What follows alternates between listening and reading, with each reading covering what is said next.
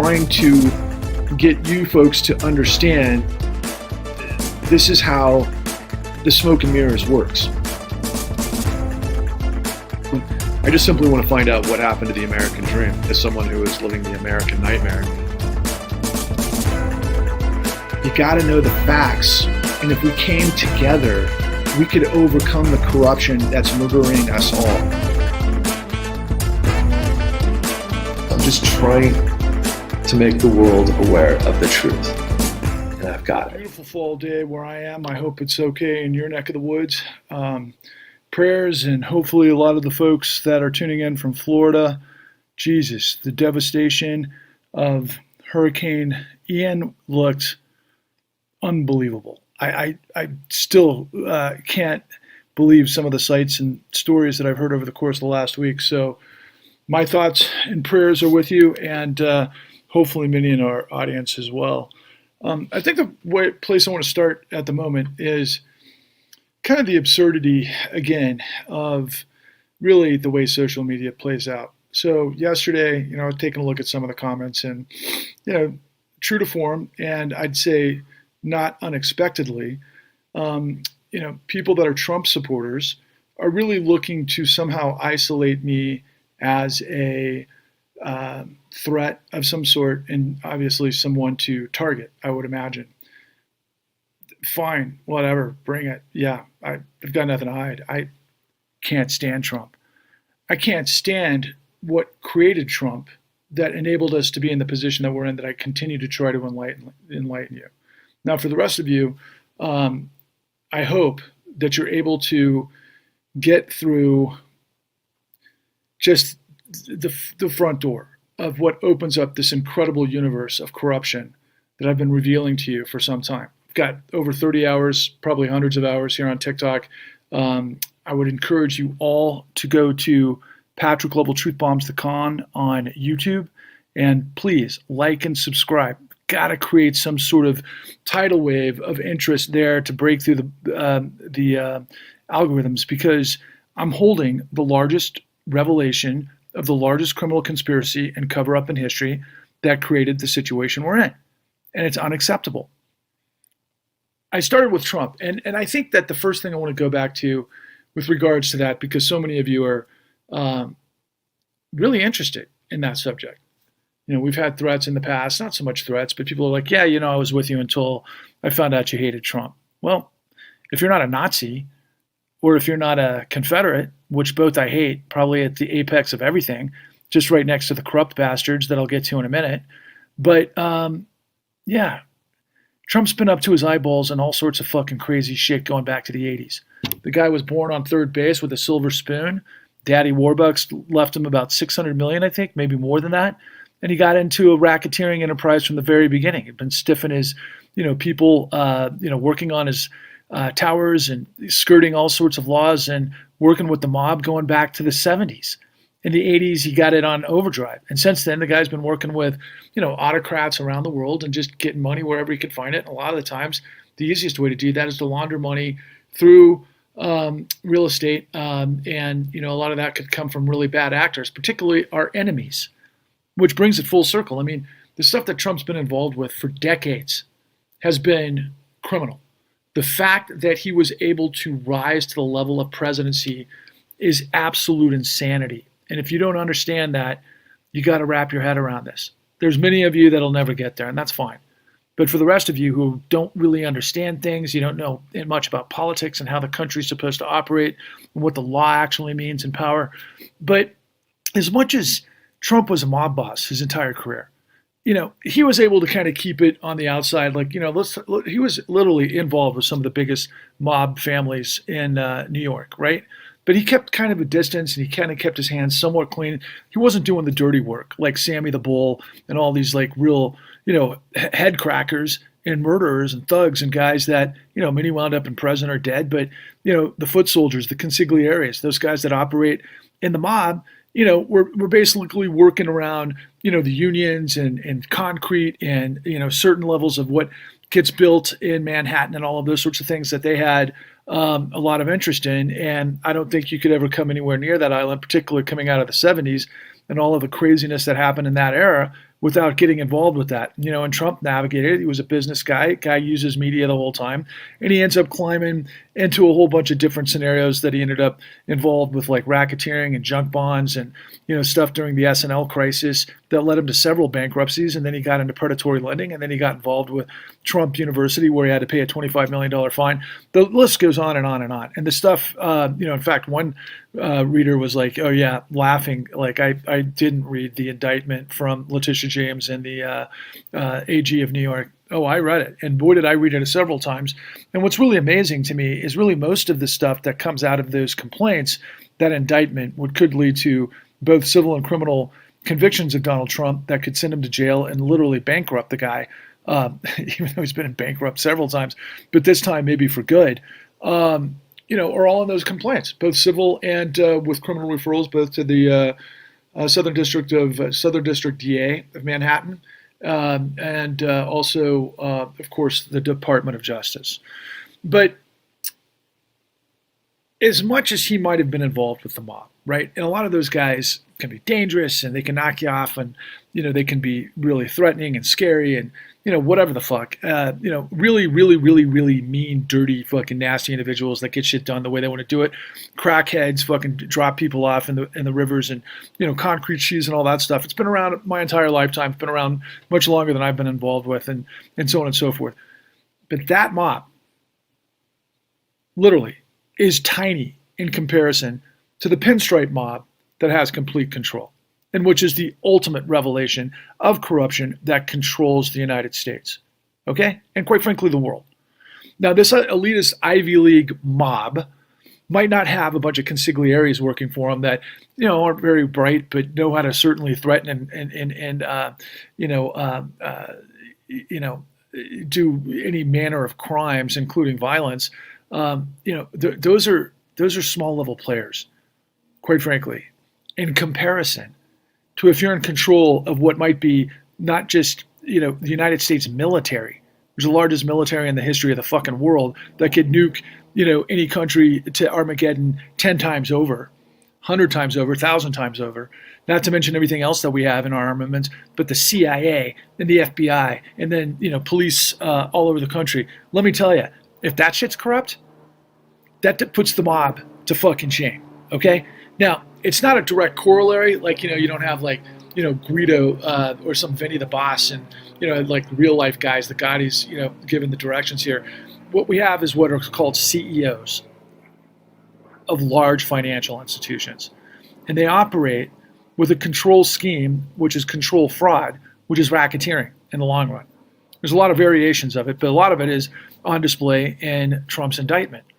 But when you want to get behind the curtain, and I've done this over and over and over, but I've got to repeat it because it's just extraordinary that millions of you do not understand this. And I am desperately trying to get your attention because the patriots have got to rise up. Because the notion of the United States is liberty and justice for all, built on separation of powers, built on the integrity of law, built on everything that this country is supposed to be. That is the antithesis, the opposite, the inverse of the right of kings. But what we've done in the pinstripe media is the guy who's the ultimate mob boss is Larry Fink, the guy who runs CEO of BlackRock. They literally have their fingers in almost everything the United States is involved with, and they're probably the most powerful asset manager, corporation, whatever you want to call them, on the entire planet. So, in comparison, where we got to was made possible by what the Central Bank of the United States, the Federal Reserve, did in 2009 as a result of the criminal pipeline. That's the largest freaking engineered insanity in the history of the world that had this veneer that it was legit, and it was setting up tens of millions of people to fail. Because of the way the contracts were worked and liar's loans and different things that borrowers didn't understand. I mean, in the 2008 great financial crisis, or what led up to it, you could literally have somebody, for example, who was a tomato picker in California. They got loans for like $700,000 houses with overlooking the ocean, okay? In what world is that possible? Well, in the world that I'm describing to you.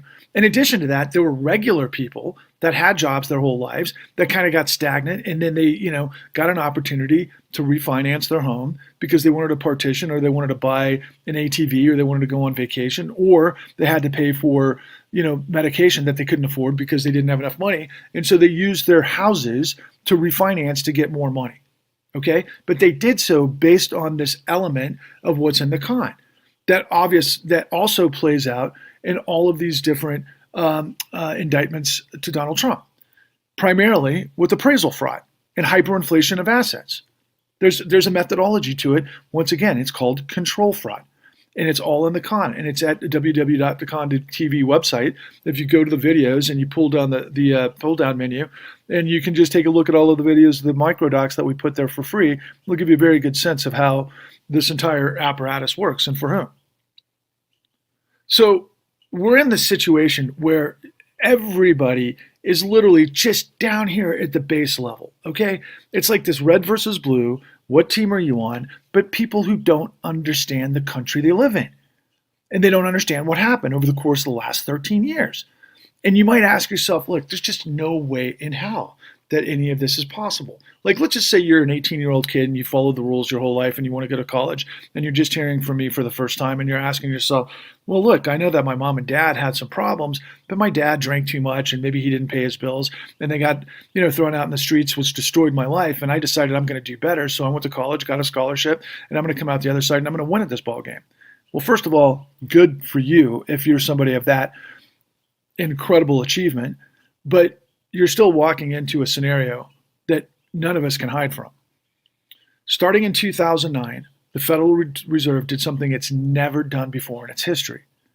It provided immense liquidity through this, what we call an alphabet soup of lender of last resort loans to bankrupt financial institutions that were shadow banks that were not covered in the statutes for anything resembling how we do loans in this country. Because everything in a debt-based society has to be built on collateral. If you go get a loan, quite frankly, you should be, in like the old days, be able to put down 20%, have X amount of time in a job, be able to prove you paid your taxes, and that you're a good credit risk and you're part, a certain level of credit risk, right? And then you can determine what kind of loans you can get under what circumstances and what kind of products that they were offering.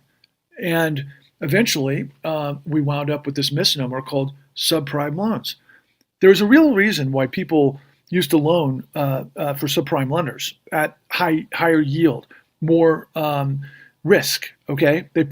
If you're in finance and you're doing loans, you have to price in risk, okay? There's the collateral that you're loaning against that has to be a specific value within the formulation, but you also have to know the borrower, and you have to do the proper underwriting.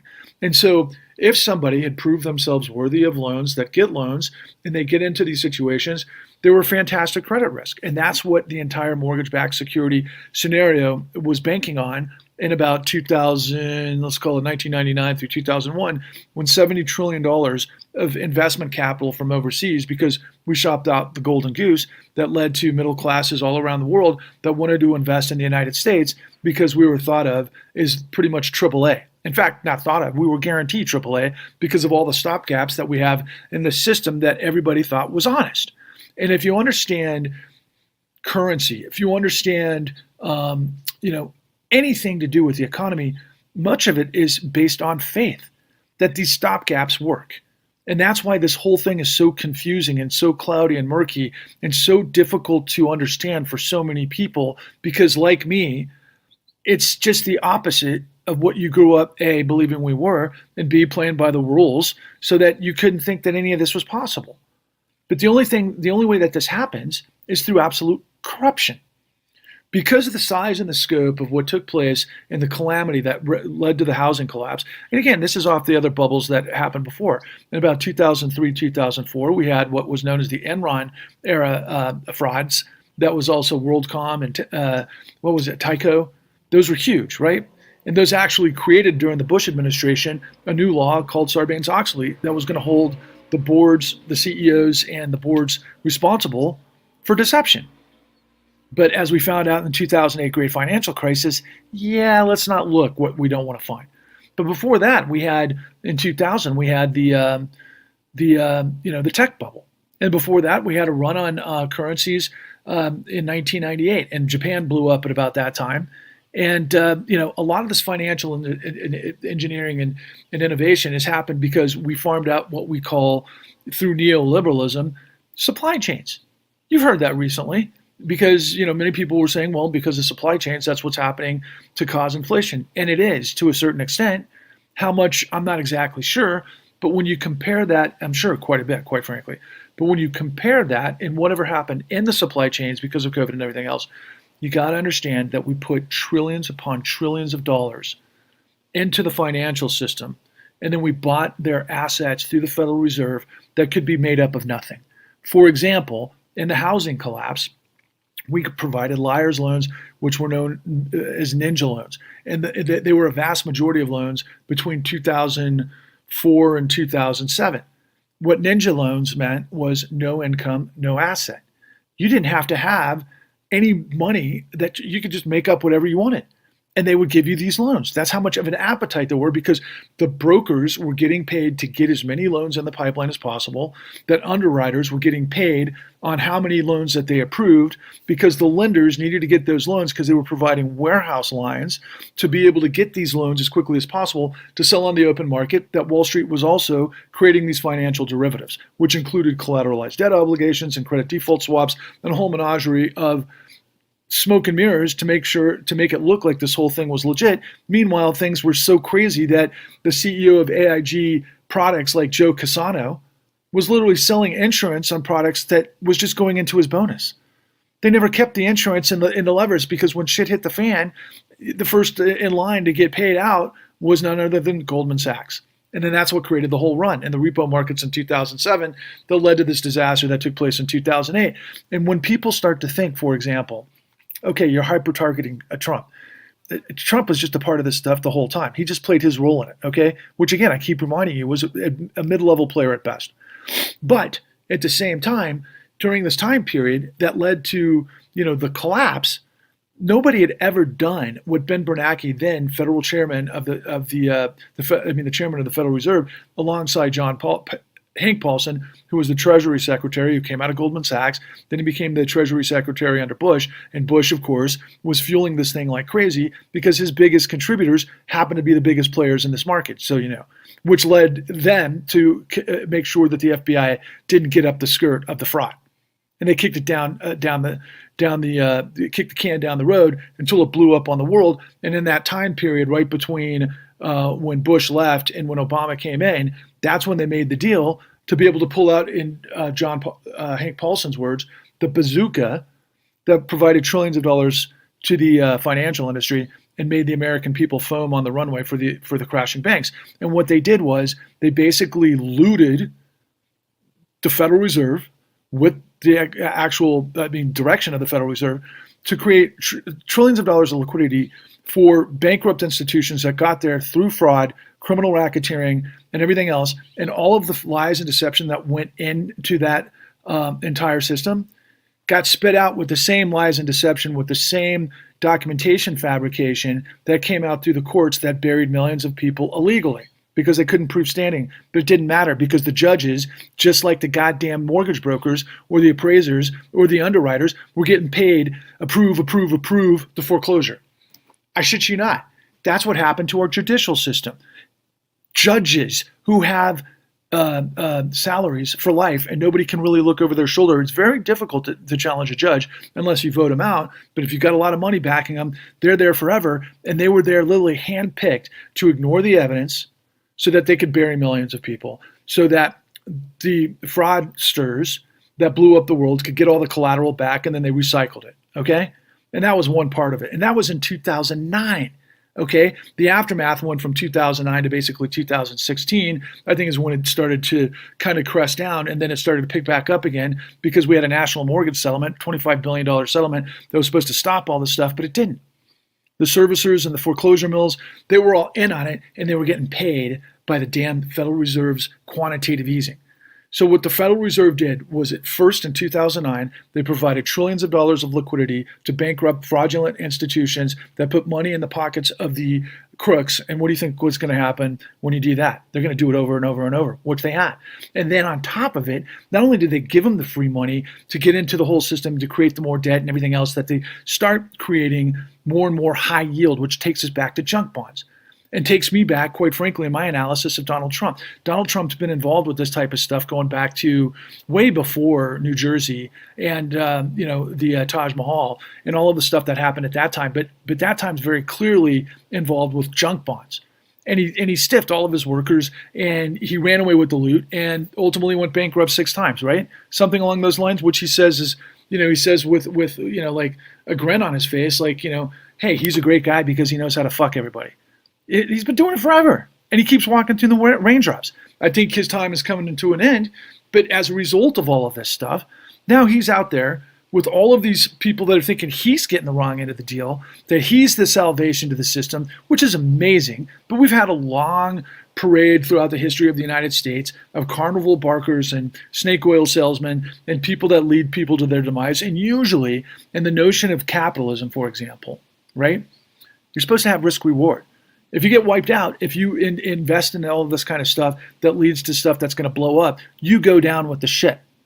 But instead, the Federal Reserve provided trillions of liquidity to the people that blew it up, and then they salvaged everybody that was in that matrix, right? They basically pacified the top 10% over the course of the last 13 years, but they really propped up the top 1%, which again takes me back to the notion of the right of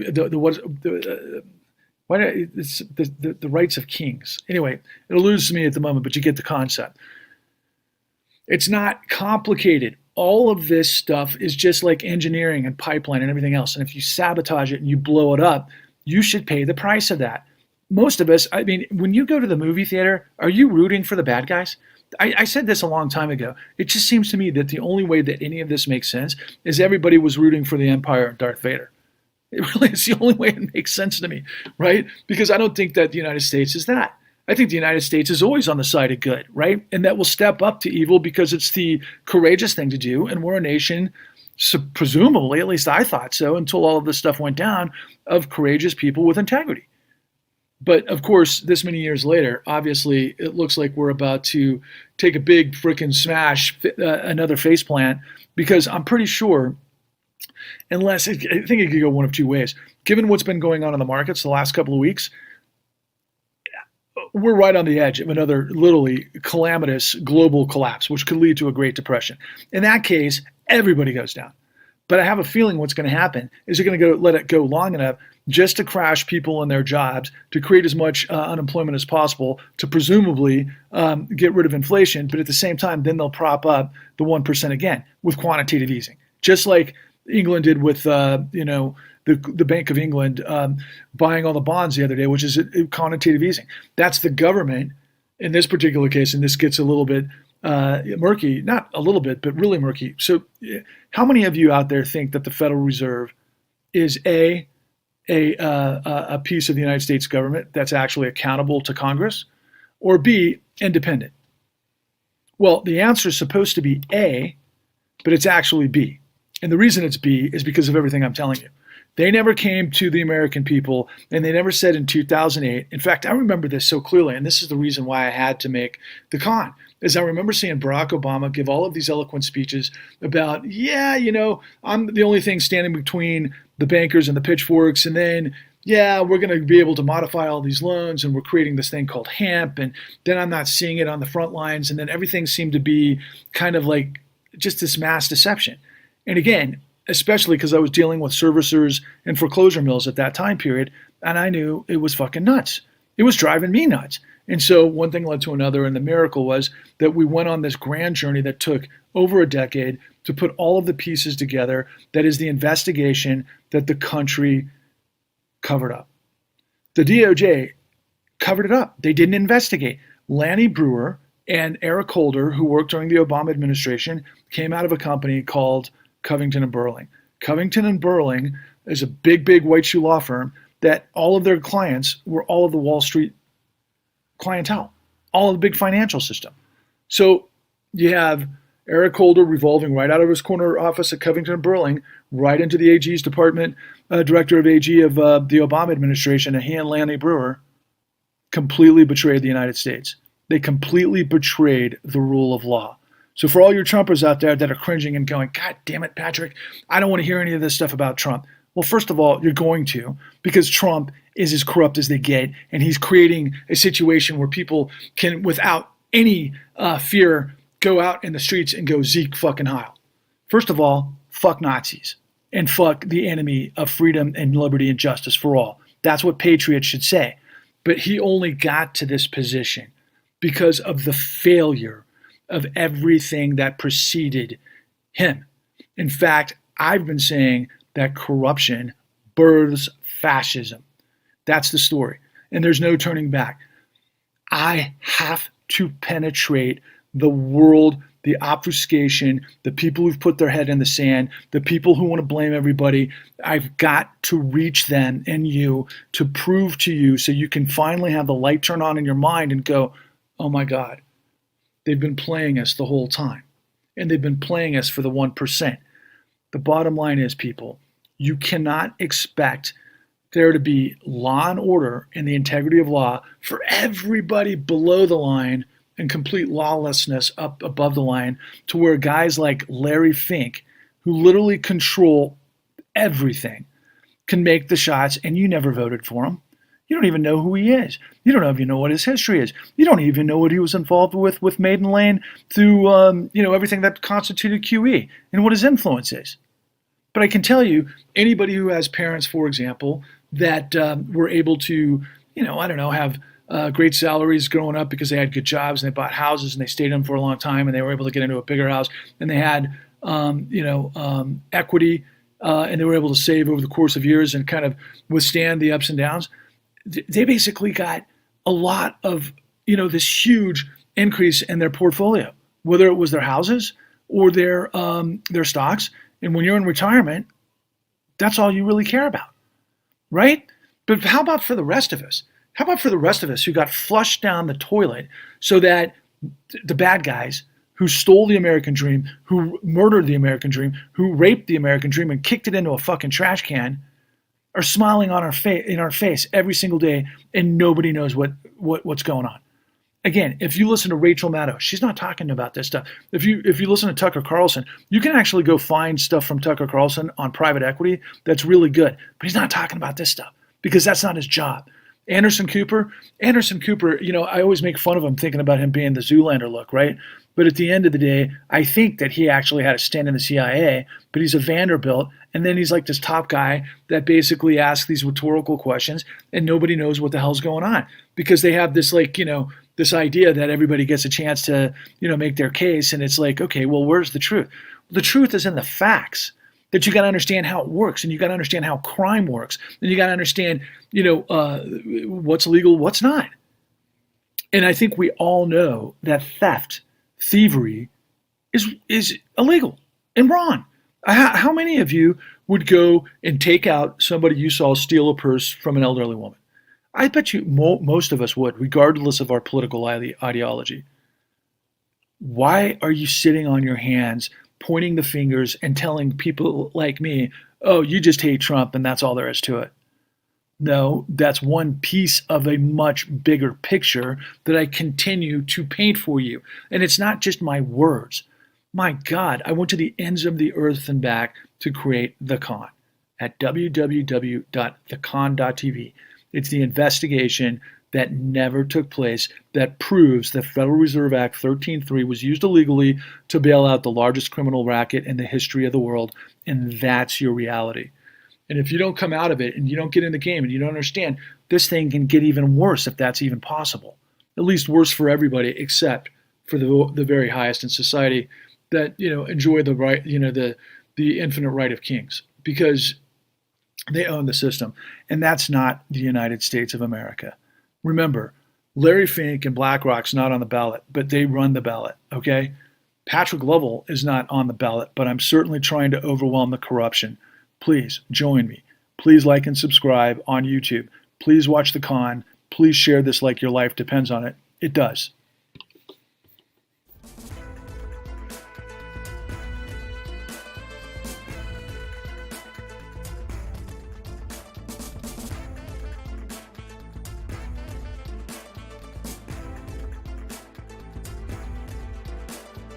I just made a promise to myself that I was going to find the answers.